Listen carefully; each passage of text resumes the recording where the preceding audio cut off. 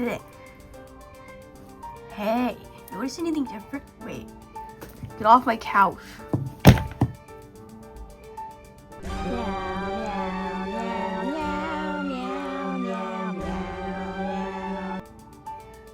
No, it's not the set design. Did you guess new wait, what?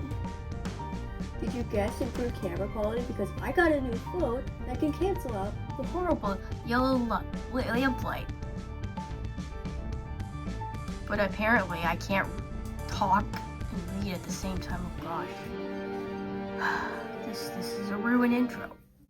Hiya world, welcome back to Calico. Starting a new series to stave off the boredom. This time we're going to be doing art to be chucked into a new playlist called Calico Sketches. Today we venture off into an exciting new place, LPS2. Wait, does that count as two new series or one in a category? Alright, now I'm like in front of the couch because it was too far away from my arm.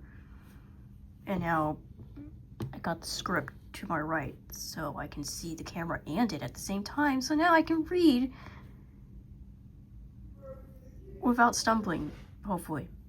So a couple weeks ago, after trying to film a music video didn't pan out, I filled my time by catching up with all the past month's LPS videos I hadn't previously been in the mood for.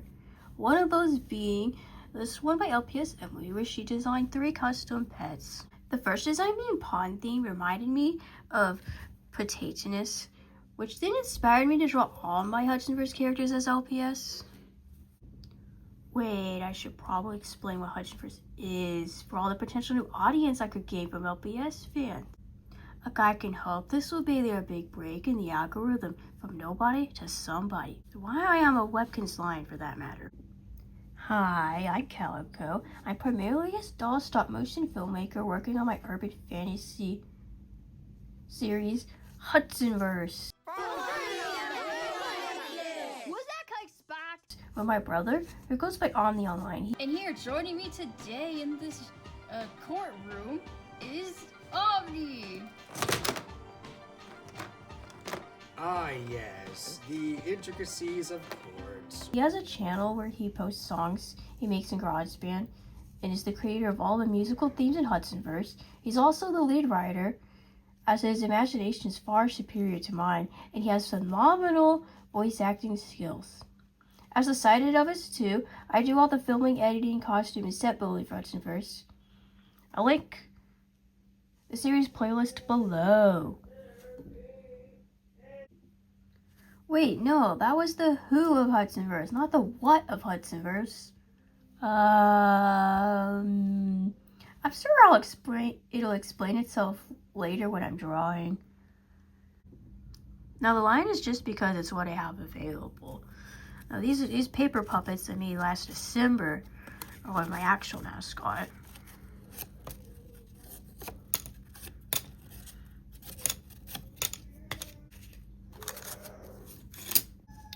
This is just a close enough approximation of that until I can customize an LPS with this design, and then at some point I'll make like a Barbie Ken or of some sort for when I want to be a person.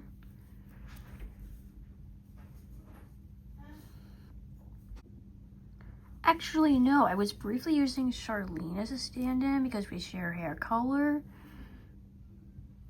But that made Kristoff uncomfortable. Oh, not the possession thing again. Get out of my front. I don't even know you. And didn't feel like me, so I became this lion. That should be enough backstory. On with the show.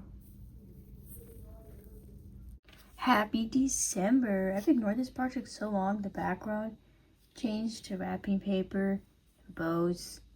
When I started the script, I planned to show off the different pages to get a brief overview of the animal I chose for each character, but the drawings are varying levels of completion, and then there's been additional characters. So here's the full dolls I initially picked: Kristoff, Ocean, Trace, and Grace. Back to the drawing, I chose a dragonfly for Trace, and she likes bugs and dragons. Of the two sisters, her personality is more developed, and I can find ways to include her in shenanigans. She has 2 episodes she signs in.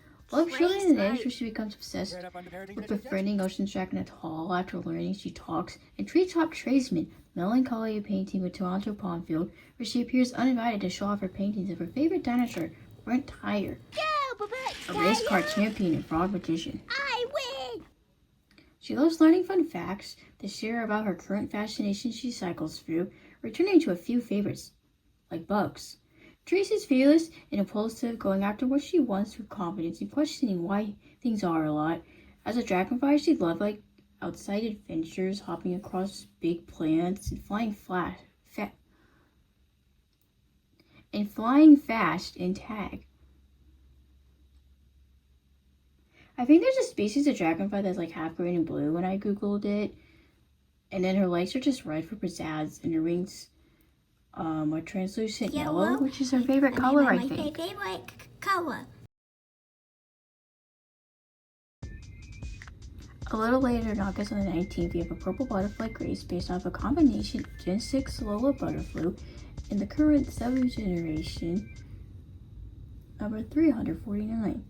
This butterfly with huge wings is perfect because Grace takes after her dad in personality. She's bossy when playing, you need to control situations like being the star of attention, and has anxiety over big changes. This mirrors David, who is constantly trying to mold Kristoff and Ocean into the kind of wizards he wants. After drawing a smaller practice go, I realized how hard proportioning the wings are, so I just traced those. But the head shape of the normal butterfly mixed with like the skinny legs is like the jumbo winged one, resulted in a body being like very long. If you're wondering why there are 2 middle names for Grace, which you likely could have missed with all the talking and zipping around the screen, that's because Omni took the name combo from someone at school, but I wanted an original name, so I changed it to Aubrey, so it rhymes with Mitzi. But then when Googling like how I would spell it, I found a flower called Aubrietta, which is a nice lavender purple, which fits perfectly with the theme. So as a butterfly, Grace would enjoy tea parties with bugs and fairies, and following her dad in the family bakery business would have many opinions and what treats they feast on. Probably should have thought of more things, but I haven't yet.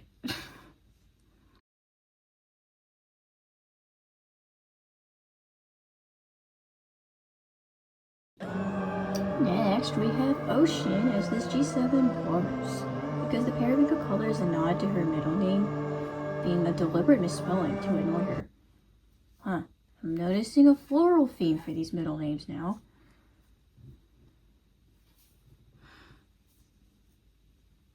I expect this to be the easiest. I mean, look at it. It's all one color. When Ocean is turned into this walrus, she's angry she isn't a dragon because the Queen of Dragon Island gifted her the power of dragon rings for heroism. And her friendship with Terrence is found in a shared love of Solo Saga by Adam Valance, the human who made novels for the oral history as dragons shared.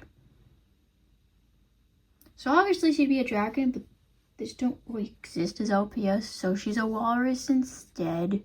So I never finished the second sketch, just the perspective is tricky. She's like yelling in frustration as someone who turned her into a walrus, which Mallow would probably find hilarious because she likes putting them in situations where they are annoyed.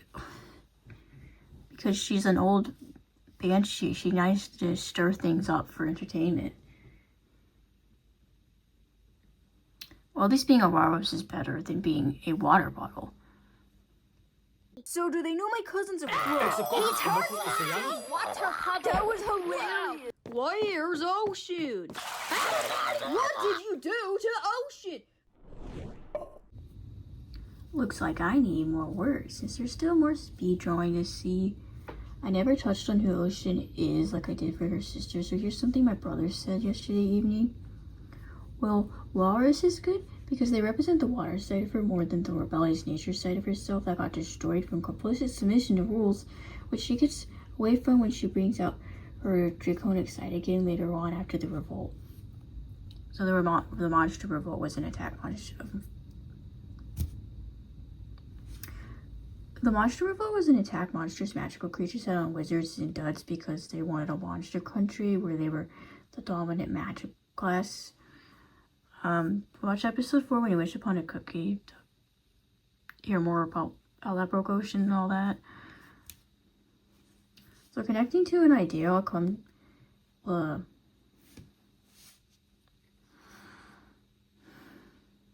Connecting to an idea I'll cover later on with Kristoff. I quote my brother again. What if these animals are like spirit animals of the actual characters that Dreamland assigns to them that represents their magical higher self?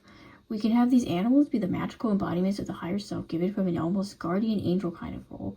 The magical third party that is completely non-biased to anything happening with the humans, the banshees, or any other magical creatures.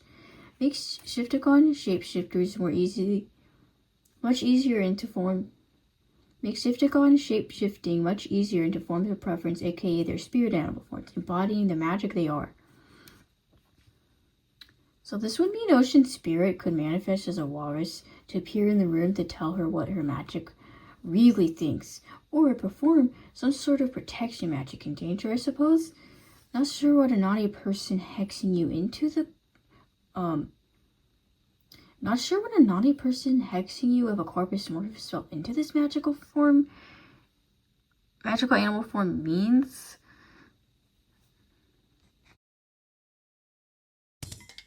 And now for the one that started us all, this Generation 7 Blue Dog. So this dog inspired an entire plotline where after his hair, Kristoff's hair, gained sentience swimming, increasing unlocked music magic. It manifests as this blue dog when severed from the host body. It starts as a scary accident, but eventually Kristoff can harness the power at will to split hair. I made a pun on accident. Okay, so there's like two versions of like the Blue Maltese, like number 48, they came with a bunny, released in 2024. And then there was this newer black-white variant, number 287, that comes in a stupid blind bag. You have to use the internet to compare codes, but before you can even buy the one you want, if it's even in stock and it's all the pile of all the other ones that they got at the store. This weirdo highlighter yellow glowy dog is still in season until the Series 5 labels next year to replace it. Kristoff's also not finished colored in. So while a time-lapse of coloring plays back to the highlighter dog... What? While a time-lapse of coloring plays, back to the highlighter dog. I already gave it a backstory for a Rainbow Realm appearance. It's like a void dimension for creation, similar to how the rainbows of a portal are outside space-time and between teleporting to a new location. So here the music magic manifestation of Hair the dog also gains a yellow sunlight magic glow to it. Perhaps seeing glow hair in Rainbow Realm is a foreshadowing to what's to come when his magic is severed in the waking world. If his magic constitutes his made into a biological being, does it then have a higher spiritual self that could reside in Rainbow Realm? Much like in Dreamland resides a thinking island for every person's mind where memories are kept. Since the magic was severed, a spirit form was put in Rainbow Realm as a form of protection for the physical dog is harmed. The life force would then go back to Glowhair. So meaning if Kristoff can get to the realm and find Glowhair, he could fuse his spirit into his physicality to gain a good disguise and limited magic to fight against the villain magic snatchers. During Kristoff's drawing, I took a detour to draw Toronto and the cat. Simple design actually got done quickly relative to the others. I actually have an updated version of the design in this Halloween illustration, which is a fancy word for bad art. And the same modified color markings I used in my first comment featuring these animal characters. Versions of the doll ones. Toronto's key feature is his long hair. A stylistic choice based off of the fact that we used the dolls for like boy characters before, like with Terrence and Luke. So for Toronto, I left his hair untucked from his shirt to be worn in wacky updos. And also wacky fashion. So therefore I picked the fluffiest cat, this Himalayan from Gen 7, number 140. Wait. Oh, there were other cat models, but I kept thinking they looked weird. So I like the tough fur at the top, and that it has a bow. Anyway, so he's a cat because he is a witch boy.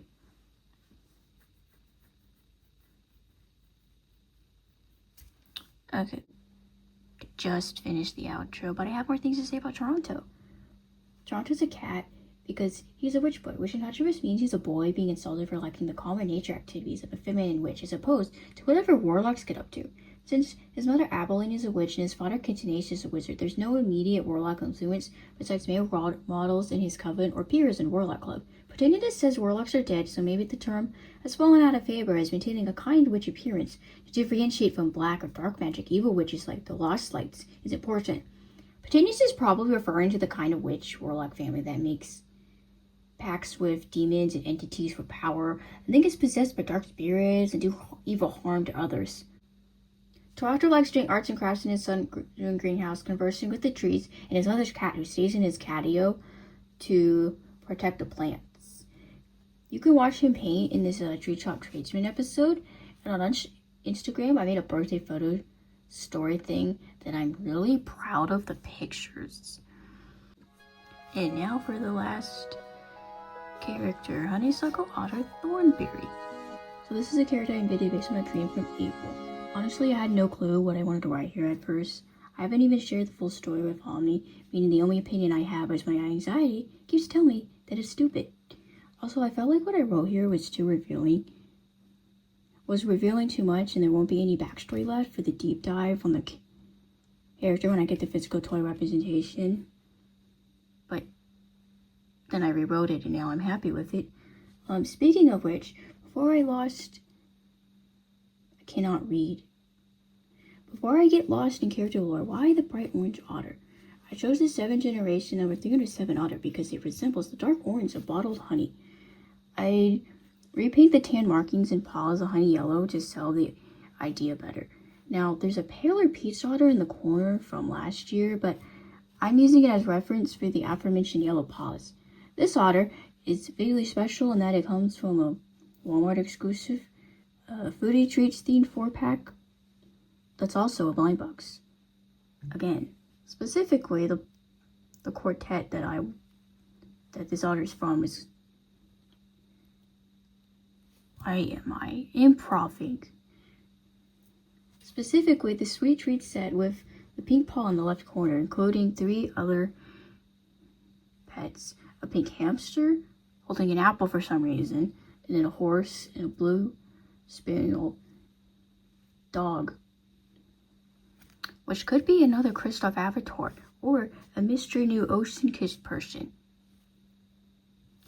That is, if there's another ocean-kissed person besides Kristoff. Back to the lore. The basics are that Otter is a 13-year-old witch, middle child to Opal and Scott Thornberry. He's close to his 15-year-old brother Oswald, and there's a younger sister Amy whom I don't know a purpose or thing about. Maybe she's 9. Maybe I can write her out of the story so I don't have to think of her. Anyway, stop improving. You're losing your place now. He's socially anxious and spends lots of time swimming in the river or just being alone in the woods. What for? I don't know.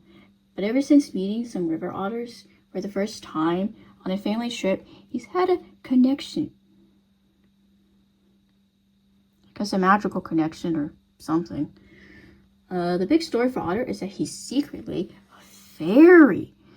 Turns out his dad Scott has hidden a whole history of their family being founded by a fairy named Bark Thornberry, who fled Fairyland after failing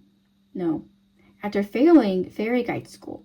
This is because after disappearing when the first generations he had loved passed, he became more dark, potentially evil, returning in recent years to bring those who believe in him still to his cause.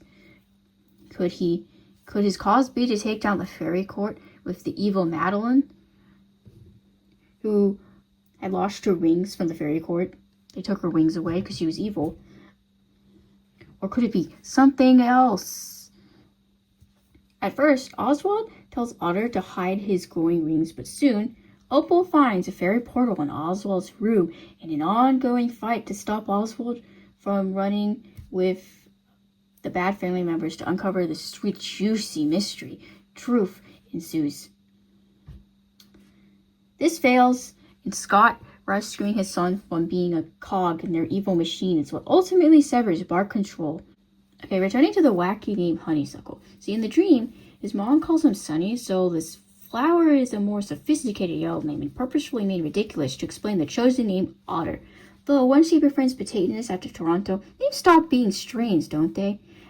The day he met those otters is when he started realizing that he didn't feel like a girl.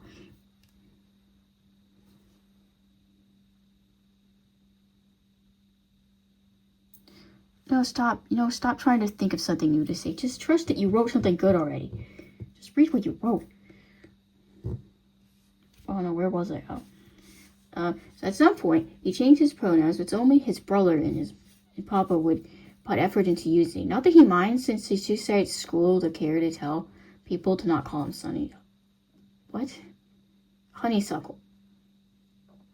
Maybe his first time introducing himself as Otter is when his mom forces him to join the Warlock Club to grow out of his shell, where he meets his first real friend, Toronto.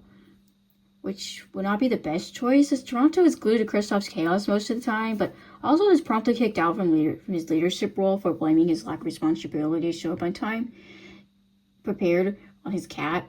And then he quits the spiral into being consumed by the family mystery, so a half-present Toronto is better than no one to be his friend. Anyway, so right now I'm currently considering him non-binary because I'm not really caring to label anything.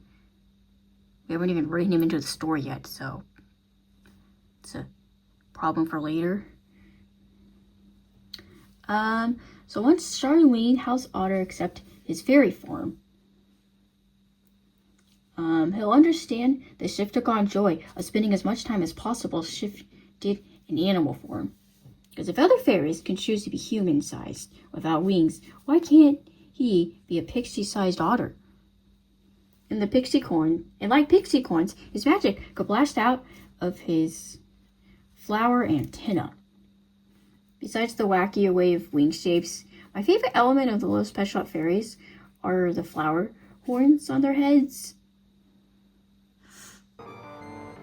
And now I'm done overthinking commentary for this character. Time for the line to become full screen big again for the outro. I'm so bad at outros I forgot to write one ahead of time when I was overthinking Otter section. I just need to say something, concluding sentiments, so I can stop shooting myself, the backdrop not crashing down. My water bottle is the only thing keeping this thing from falling down. If you like seeing my characters as cute animal drawings, I'll be posting Hudsonverse as LPS comics and illustrations sometimes on my Instagram. I'm currently working on a comic with Toronto, Kristoff, and Otter that I lost motivation on once outlining and coloring became an endless, boring thing. I probably won't make another speed paint style video for a long while since I'm not good at drawing anything and far too slow to justify recording it. Also, I have no idea how to digitally paint non-flat colors. Don't feel like learning how to do that either. Don't know where to even begin learning that. So that'll just remain a mystery. I need to get good at actually drawing first. It was fun to be able to express my new love of Littlest Pet Shop by combining it with my favorite thing, my doll characters. I'm glad you two decided I should like this last year. Like, there's lots of people my age making stories with their tiny toy animals just like I am with my dolls. So I'm not the only weirdo. I like all the funny skits. I haven't really gotten into any of the series. And the amount of people who are like painting customs. Like, so many people are so good at painting things. So one day I'm going to make a custom of my my mascot, Calico.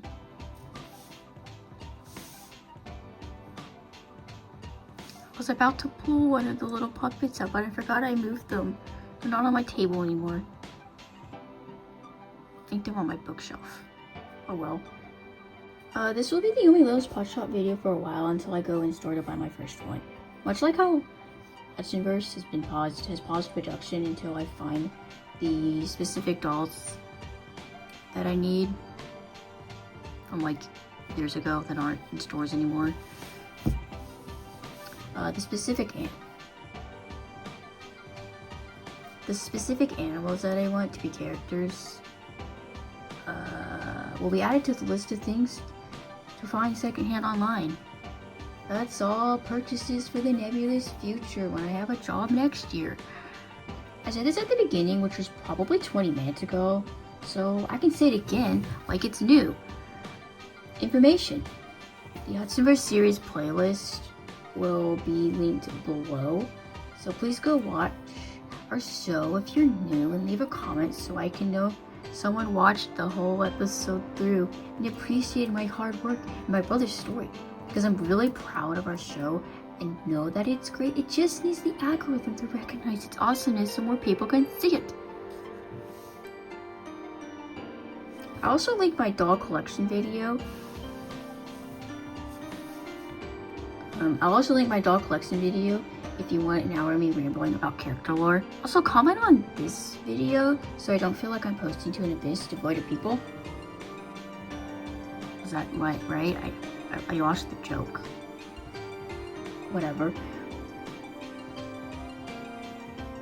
Subscribe so you don't forget that I exist when I have no consistency and take months to finish and upload a project. Oh, I got so close. What am I doing? Thank you so much for watching. Bye. Why is my necklace has been turned around the entire time? There, I fixed it. Bye.